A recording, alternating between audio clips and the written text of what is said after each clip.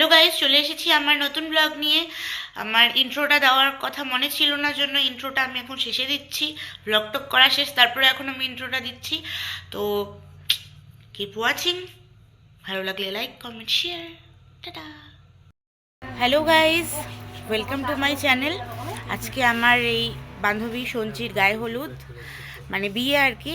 সকাল সকাল আমি রেডি হয়ে চলে এসেছি, যে বিয়ের তোড়জোড় চলছে, দেখতে থাকুন পরে। টাটা। তো এখানে আলতা পরার তোড়জোড় চলছে সবাই মিলে। এটা আমার ব্রাইডের মা, বান্ধবীর মা। আর একটা বান্ধবী হাসছে, আর একটা একজন বৌদি। আর এই যে ওদের সমস্ত সরঞ্জাম রেডি। আমিও সকাল সকাল এসেছি, তো চা দিয়েই শুরু করছি। তারপর শুরু হলো সঞ্চির গায়ে হলুদের নিয়ম, হলুদ ছোঁয়ানোর নিয়ম আর কি। স্নানের আগে যে নিয়মটা হয় সেটাই হচ্ছে। আর আমি এদিকে লাঞ্চটা সেরে ফেললাম, কারণ ও তো খেতে পারবে না, তো আমাকে একাই খেতে হচ্ছিল। তারপর নাপিত কাকু চলে আসলো। আসার পর ওর বিয়ের নানান রকম নিয়মকানুন হচ্ছে। আর আমার বন্ধু ফটোগ্রাফার সন্দীপ, ও চলে এসেছে আর কি, আমাদের বন্ধু। এদিকে আমরা বন্ধুবান্ধব একত্রিত হয়ে গেছি। আর এই যে মধুমিতা, ওকে আলতা পরিয়ে দিচ্ছে। আর আমার মিষ্টি ব্রাইডটা হাসছে, কিউটি পাই। আর তারপর এখানে চলছে ফটো সেশন। সন্দীপ পোজ দেখিয়ে দিচ্ছে, যেহেতু সন্দীপ আমাদের বন্ধু, তো আন্ডারস্ট্যান্ডিংয়ে কোনো প্রবলেম হয়নি। এই যে আমাদের ফটো তোলা কমপ্লিট। এবার আমরাও ওকে একটু হালকা হাতে হলুদ ছুঁয়ে দিচ্ছি। আর ও প্রথমেই যেটা না করলো, গালে ছোঁয়াতে না করলো, মানে বেশি বেশি হলুদ দিতে না করলো গালে, কারণ আবার ওর ব্রাইডাল মেকআপের একটা ব্যাপার আছে। তো সেখানে যদি গালটা বেশি হলুদ হলুদ হয়ে থাকে, তো মেকআপটা ফ্যাকাশে হয়ে যেতে পারে। তো আমরাও এবার একটু হলুদ ছুঁয়ে দিচ্ছি ওকে। সবাই মিলে সবাই সবার গালে হলুদ ছোঁয়াচ্ছে। অনেক অসাধ্য সাধন করে এখন আমি সবাইকে সাজিয়ে টাজিয়ে নিজে তৈরি হয়েছি। এই যে আমার মিষ্টি ব্রাইড, তার সাথে ওই যে একটা ভাগ্নি। আর যেহেতু অনেকটাই রাত হয়ে গেছিলো, বর আসারও ব্যাপার ছিল, তো আমরা আমাদের খাওয়া দাওয়াটা সেরে নিলাম আগে ভাগেই।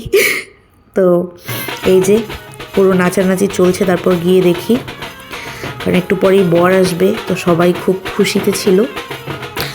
তো দেখতে দেখতে ওদের বর মশাইও চলে এসেছেন। এই তো আমার ফ্রেন্ডের বর, আবার একদিক দিয়ে আমার ভাস্তিরও বর, কারণ আমার ফ্রেন্ড আমার সম্পর্কে ভাস্তি হয়। একদিকে আমার জামাইবাবু, আর একদিকে আমার জামাই। তারপর ছিল আমাদের গেট ধরার পালা। কেউ ওদেরকে ঢুকতে দিচ্ছে না, টাকা না নিয়ে ছাড়বেই না, এরকম একটা ব্যাপার ছিল। তো তারপর গেট খুলে দেওয়া হয়েছিল টাকা দেওয়ার পর। তো এবার নিয়ে যাচ্ছে জামাইকে কোলে করে আর কি। হাঁটতে পারেন না জামাই, ওদের নিয়ম এটা। জামাই মেয়ে কেউই সেদিন মাটিতে পা রাখতে পারবে না। আর এখানে পূজা, মানে যে ব্রাইড তার বোন, জামাইবাবুর পা ধুয়ে দিচ্ছিল। এবার পা ধুয়ে দিয়ে ও টাকার জন্য দাবি করবে ভাবছিল। তারপরে পাটা ও অ্যাটলিস্ট বেঁধেই দিল, না পেরে। বেঁধে দেওয়ার পর আর টাকা না নিয়ে ছাড়লো না। তো এভাবেই মজা হচ্ছিল, প্রচণ্ড এনজয় করেছি আমরা সেই মুমেন্টগুলোকে। আর এবার জামাইয়ের আদরের পালা, মানে শাশুড়ি জামাইকে মিষ্টি খাইয়ে দিচ্ছিল। জামাইও পুরো হাসছিল, খুব খুশি জামাই, শাশুড়ির হাতে প্রথমবার মিষ্টি খাচ্ছে। তো তারপর ওদের যা নিয়মকানুন ছিল, শ্বশুর জামাই সেগুলো সেরে নিচ্ছিল। এবার হলো শুভ দৃষ্টির পালা। সঞ্চিতা অলমোস্ট কাঁদতে কাঁদতে ওর চোখের পাতা খুলে ফেলেছে, মানে আইল্যাশটা খুলে ফেলেছে। কাঁদতে কাঁদতে অবস্থা পুরোই শেষ। তারপর এই তো এখন হবে মালা বদল। মালা বদলের ক্লিপটা পুরো আমার রেকর্ড করা হয়নি, সরি। তো এবার ওকে বসিয়ে দেওয়া হবে।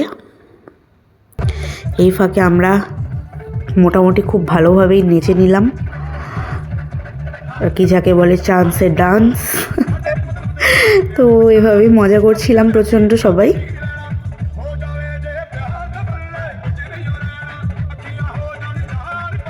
আর সব থেকে বেস্ট পার্ট হলো এটা, যখন বিয়ের পরে বর কনে দুজনেই আমাদের সাথে প্রচুর এনজয় করছিল, প্রচুর নাচানাচি করছিল।